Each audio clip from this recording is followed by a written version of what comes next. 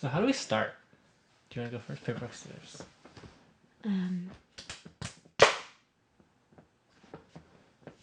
Does that mean I go first? Yeah. No, winner doesn't go first. Okay. Uvanga taga putu. Uvanga clavimit. Umagamit Inuvialuit. My name's Tom. I'm from Clavic and I tell stories.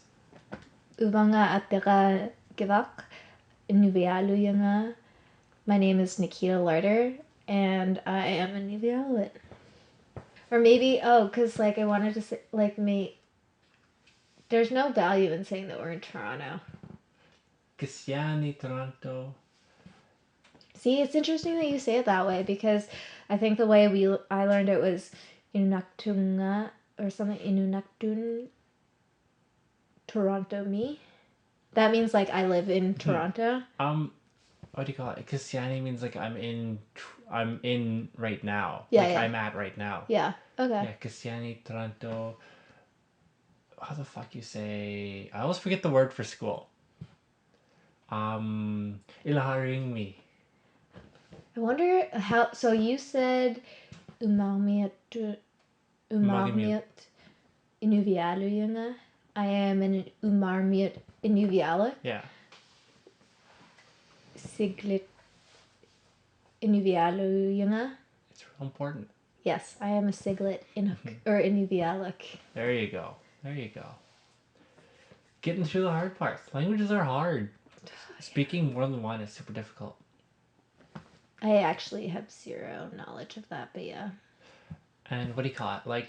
They're not even really the same language. Umagamute is more Inupiat, and Siglit is Siglit. Yeah. It's basically its own language, but then we kind of put them together for political purposes. Yeah. So whack. Hey, you two are totally different people. You wanna? Actually, great segue into the story we're gonna tell. There you go. Yeah. The story about how the Inuvialuit became Inuvialuit. That's not the Inuvialuit final agreement. The other one. The older one. The not creation story, because that's a different story. Yeah, that's a story for another day. Yeah. Do you want to hear it? I have never heard of it, so. Okay. So a long time ago, a place just south of Tuktoyaktuk, called Kitigayuit. There were the Kitigayuit, who were a group of Inuit who lived just on the mouth of the Mackenzie River. And they lived pretty happily with most of the Inuit in the area, the Kupakmute, the Kikitegarmute, but they didn't get along well with the Anderson River Inuit, who were east of them and didn't really need to really trade with them because they had everything they needed within the Anderson River, and they traded with the Dene to the south of them. This kind of meant that they were at odds with the Kitigayamute, who were kind of the most populous and most influential of the Inuit around the Mackenzie River at the time. So what the Kitigayamute did was that they decided, we just don't want to deal with them anymore. We're going to kill them. All of them. As one does. As, one does. And they put together a band, and they just went and they slaughtered them. They killed every man, woman, and child they could find, but they missed one. There's one kid who got away, and then he spent the rest of his life growing up learning how to fight back as a one person. Killmonger. Sorta. There you go. Inuvialuit Killmonger. Yeah. Oh, and that's going Michael B. Jordan. Yeah, so what he did was he grew up and then he used these skills to go to the headman's house. Back in these days, Inuvialuit lived in sod houses, but the headman had a really big one, so we could have meetings in it and stuff. And he was having one of those meetings when the Anderson River Inuit man came to take his revenge. And instead of going to kill him right away, he knew he couldn't beat all of them at once. Yeah. So the headman would send his kind of his sort of lieutenants away, the people who helped him rule, like helped him govern. He would send them away to go do something, and one by one, the Anderson River Inuit man would kill them. And expecting his people back, the head man was like, "Where are my people? What's going on? Something is going wrong." Mm-hmm. And he sent his son out to check. And his son let out a scream, yelled. And the head man was like, "Oh, what's this? No, not my kid." And the Anderson River Inuit man was like, "I'm going to kill your kid. You killed my entire family. You killed everyone I know. This is my revenge." Mm-hmm. But the head man was like, "I'm sorry. I know that's wrong now. I'm older now, and I know that what we did was not right. And if I could take it back, I would, but we can't." Mm-hmm. And we're actually having trouble with the Dene coming up and kind of controlling that part of the Anderson River now, and it's the same problem we had with you guys. And he talked the Anderson River Inuit man down and was like, "Okay, we'll let you like live with us for a while, find a wife here, and then we'll send you back to the Anderson River area because we can't live there. We don't know how to live there. It's foreign to us. Yeah. There's a lot of like canyons and it's a fast river. Very different from the Mackenzie, which is kind of flat land." So they put together another band, but this time it was a band of people to live, not to kill. And they sent them to the Anderson River, and they decided from then on they're going to be one people. They're going to be like a real people. Not as in a real person, but a real people together. And then they became the Inuvialuit. And they decided to work together for the better of all. Yeah. And that's kind of where... You and I came from. Yeah, that's where we come from. That's how people became real people. Mm-hmm. Yeah, it's really fun to like bug Eastern Arctic Inuit down south and remind them who the real people are. And because Inuit translates to people, Inuvialuit translates to the real people. So we like to keep them in their place. Yeah, because like they're very much so a lot more standoffish with each other and definitely with us. Like they're not a cohesive group of people. Like to be fair, we're kind of not super cohesive either, but we're like we all know who we are. Yeah. We know we're Inuvialuit. Whereas people who just fall under Inuit, they're just people. Yeah. And everyone's a person. Everyone's a person. Yeah. But we're all one people. That's what being Inuvialuit means. Well, and I mean, it's completely understandable because it's like Nunavut is such a huge like land mass. Like, how do you expect everyone within that kind of territory to, you know, be one person, right? Like, I mean, as you mentioned, like the Inuvialuit are so diverse in themselves. Like, yeah, had to expect like hundreds of thousands of people to be like, yeah, we're gonna be the people together. Well, there are only like 160,000 Inuit in the entire world, including Greenland, Nunavut, Nunatsiavut, Nunavik, Nunakput, Alaska, Chukotka. Yeah, Siberia. Yeah. Like so I think there's 165, yeah. Yeah, it's not a big number. But it's also a huge area. Like that's like the whole top of the circle of the world. Yeah, Nunavut Inuit homelands is 35% of Canada's landmass. And 50% of its coastline. Mm-hmm. Yeah, that's a good point. The Inuit might not be plentiful, but we're important. Oh, 100%. And we're organized, politically organized as the real people. Mm-hmm. So, do you have like a timeline for about when that happened? I don't want to ask the like, you know, settler question, but is there like a timeline for when the Inuvialuit formed? It's none of our business. Yeah. That's back in the past. It's long ago. Yeah. There's no number. Counting the Inuvialuit is hard, okay? Yes, it is. What Daimani means at that time? Yeah, like the time ago. Like then. So that's when it was. Yeah. There we go. Iglani, the long ago. Long ago? Mm-hmm. Yeah. I like that. Yeah. I wanted to, after I told that story, I kind of wanted to go back. But then I think that's also, like, different. Wait, sorry, you want to go back? Like, I want to go back, like, after the formation of the Inuvialuit. I wanted to go back and talk about the, like, creation of the world kind of thing. Oh, our creation Yeah. story? Because we has them. Yeah.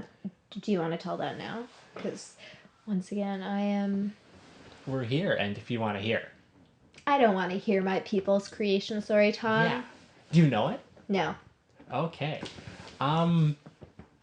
Yeah, so a really long time ago. What time to be exact? Long ago. To be exact, long time ago. Acho. Achoo! So yeah, a long time ago there was there's a whole bunch of Inuit living. All of these are so, like, Mackenzie River based. Like, they're all on the mouth of the Mackenzie River. Mm-hmm. There's a family kind of living on the outskirts, and there was a bunch of Inuit in the area, because, like, the world's always been there, but the way we know it now is different. There was a man walking out checking his fish nets and stuff, and from the ocean he saw come up a giant shadow, a blackness that he'd never seen before, that no one had ever seen before. It was just darkness beyond the darkness of the 24-hour darkness. And then it receded, and he saw this as, like, a vision or something telling him that there's a giant flood coming, that everything that you see was going to be covered. He went back to his wife and was like, is this what this means? Am I going crazy, or do you agree with me, because I value your opinion as much as my own? And she's like, yeah, you're right. That sounds like there's going to be a giant flood. That's what's going to happen. Was his name Jeff Bezos by any chance? No, I don't think so. I don't think that's an Inuvialuit name. Oh, okay. Just Yeah. checking. And he's told everybody, hey, I had this, like, vision. There's going to be this giant flood. And no one believed him. So he and his son started working on it. And there's this little orphan girl who's like, okay, if that's going to happen, I'll help you. So there's him, his son, his wife, and this little orphan girl. And they built this giant raft. This thing big enough to kind of help them out. Yeah.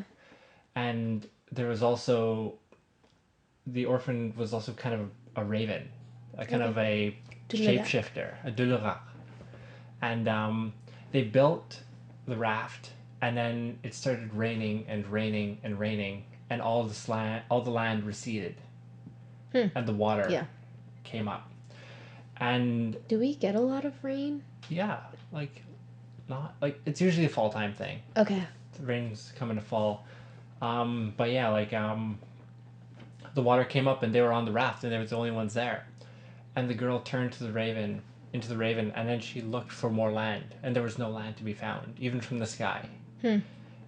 Until they came upon a pingo. It was a little pingo coming up above the water. And the son went out with a kayak, and he speared the pingo with a spear, and then it deflated, and as it deflated, all the water went in. Oh. And then all the water receded, and the land was shaped anew. And that's where kind of the delta and the kind of Mackenzie area comes from. Yeah. Is from that land receding. And then the girl that was Raven and the boy kind of did the Adam and Eve thing, and then all of the Eskimos came from them. Oh, wow. Yeah. How do you say land of the Pingos? Is that... I know Tuck's described as the land of the Pingos. That's a GWT tourism thing. Okay. Yeah. That's pretty cool. The Pingos saved us all. Yeah. Actually, the sun spearing the Pingo, but yeah. Yeah. And then now we have land. I'm really intrigued by Pingos because I kind of forgot about them until I visited home 2 years ago. And they're such an interesting phenomenon. They're ice volcanoes. Oh. That's so dope, isn't it? Yeah. Yeah. Do they not erupt anymore?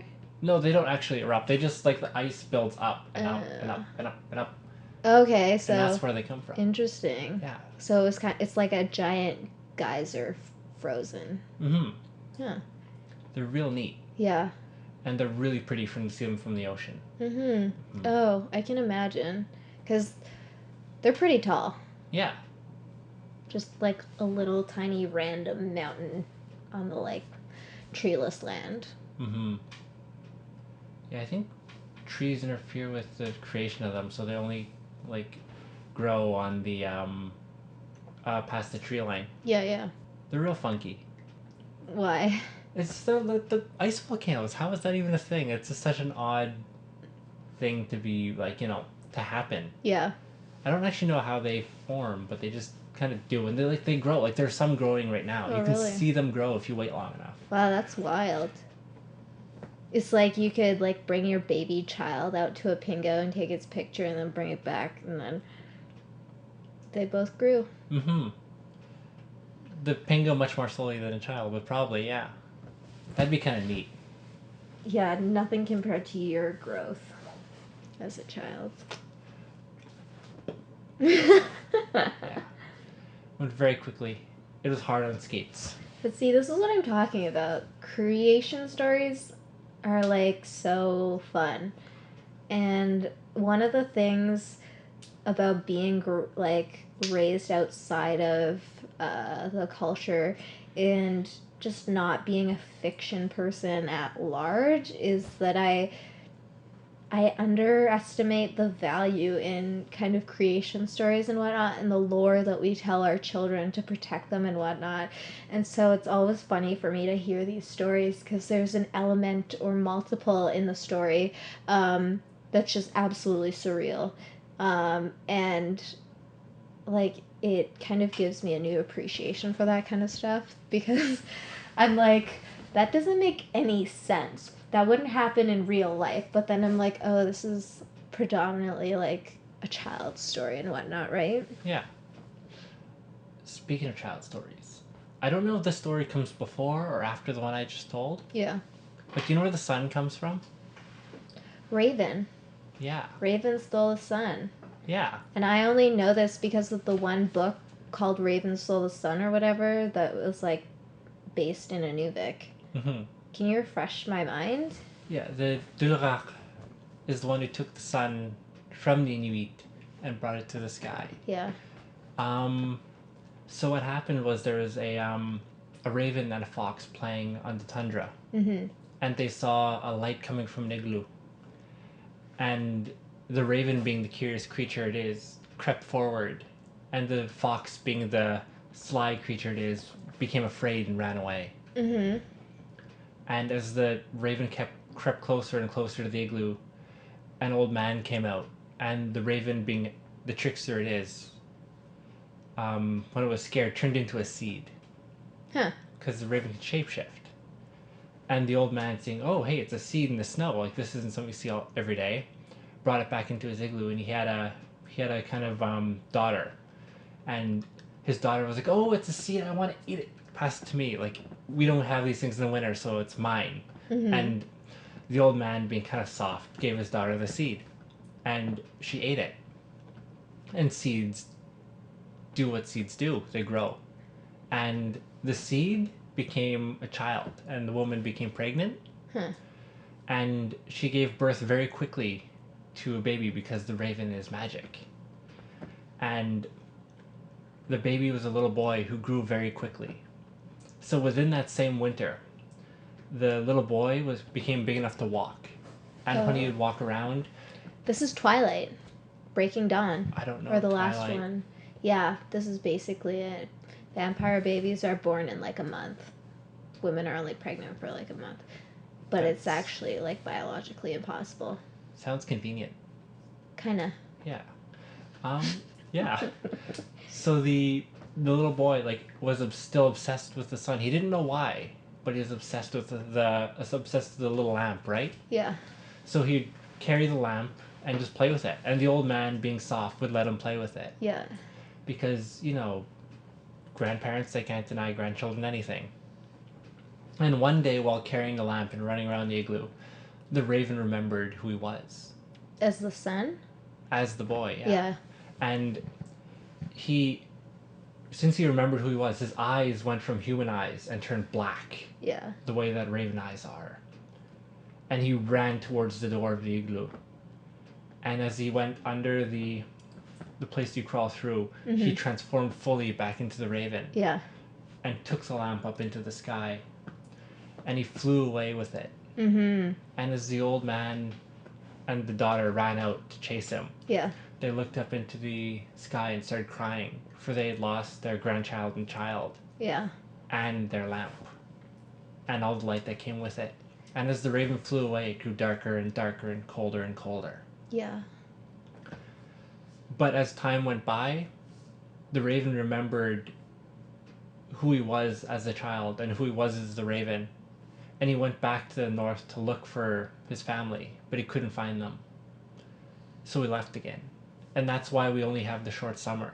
The raven comes back to look for his family, and if he doesn't find them, he leaves. Yeah, because how long is our summer? About 2 months. Yeah. Yeah. Lots of darkness. And the sun goes away completely for about 2 months in the winter. Here's another marketing slogan: Land of the Midnight Sun. It fucks you up. You can't sleep in the summer. It's fine for me. I'm used to it. I hate it so much because you're like awake at 2 a.m. and you're like, I've got work at 8:30 and I'm gonna be miserable AF. Doesn't bug me at all. It's this stuff that bugs me, the like day and night cycle. It's so weird. I don't know how you folk handle it. What do you mean? Like, I mean, now, especially since daylight savings was last week, it gets dark at around 5 o'clock now. Yeah. That it feels like, it's like, I don't like it, obviously, but it feels familiar. Not to me. I'm used to it being day all the time and night all the time, and that's good with me. Oh, I see, always day I or see. always night. Gotcha, yeah. Oh, it's so difficult, but c'est la vie. Are we good?